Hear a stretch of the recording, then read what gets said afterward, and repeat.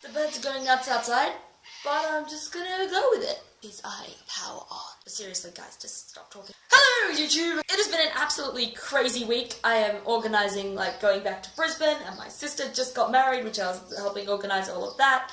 And then my Japanese sister came to visit, and busy travelling up to Sydney and back. Duh! But today we are here to review one of my favourite reads already of this year, The Wizards of Once by Crescenda Coel. Look, I kind of actually said it this time. In my January wrap-up, I totally screwed up pronouncing her name. Coel is known really well for her How to Train Your Dragon series, which she's been writing for the past 15 years. But this book came out in 2017, and it is so good, and I think more people should read it. So today I'm here to give it a spoiler-free review so you guys can see it and be like, oh, I should read that book. Let's get on to this. The Wizards of Once is a middle-grade fantasy novel. It is beautifully written and has all these cute pictures that are rifled all the way through it because Crescenda Coel is an amazing drawer, and she has this kind of crazy Quentin Blake kind of style, so it's really nice. This book is set in Iron Age Britain, before Britain was Britain, when there once was magic, before magic disappeared. This book is set with lots of beautiful, wondrous, tangly woods and witches and wizards and warriors and wonder and lots of other W's that look like double V's. Has anyone ever wondered, W, but it looks like a double V?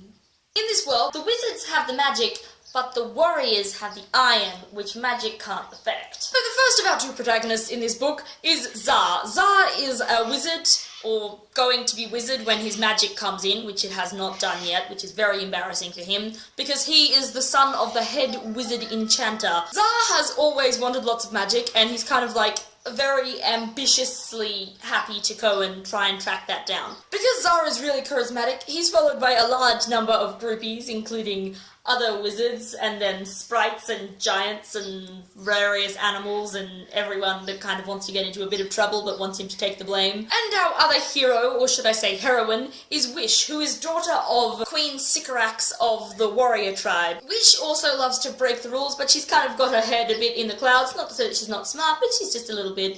she just goes with the flow. Now, years and years ago, there used to be witches, which had really bad magic, and it was evil magic, and so they kind of all ganged up and they kicked out the witches. But one day, Zar finds a black feather, which he is convinced comes from a witch, because it's dark and evil looking, and he is a very sus guy. 13-year-olds always are. So Zar goes out with his bunch of groupies into the bad woods to see if he can catch a witch, because if Zar can catch a witch, he can have some of their magic, because he doesn't have any magic, and that's really embarrassing, so he's gonna get some magic. Meanwhile, our character Wish on the other side of the bad woods is busy hunting for her lost pet, with her bodyguard trailing along because he has to trail along. These two end up meeting the wizards in a nice huge cacophony of catching and nets and sparks, and these characters of course then get off to a tremendously horrible start, given they're both from warring nations.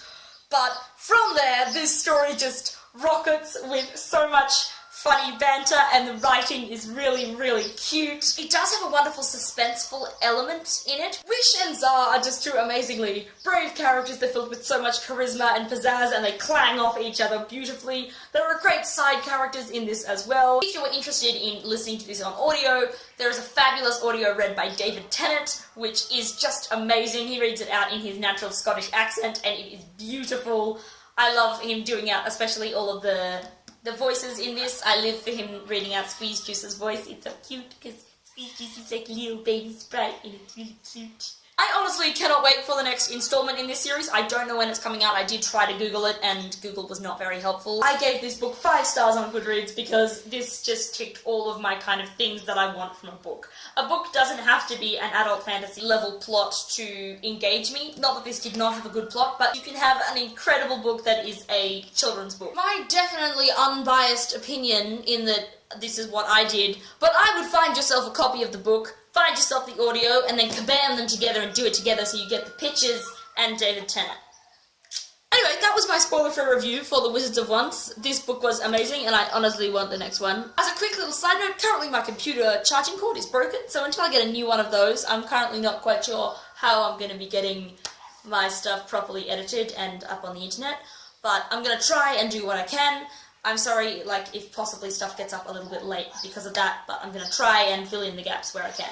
Thank you so much for watching, and I will see you next time. Goodbye! Now these two